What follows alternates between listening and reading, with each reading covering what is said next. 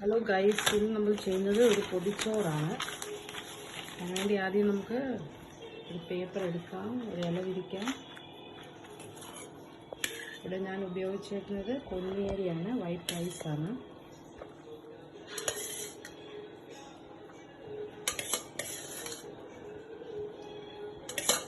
ആവശ്യത്തിനുള്ള ചോറിട്ടു.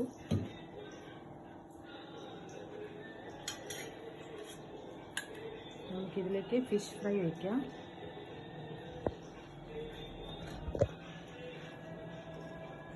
ഇതിലേക്ക് നമുക്ക് ഓംലേറ്റ് ഒന്ന് വയ്ക്കാം.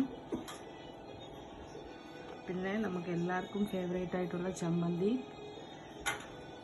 അതിൻ്റെ കൂടെ ക്യാബേജ് തോരനാണ് ഞാനിവിടെ വയ്ക്കുന്നത്.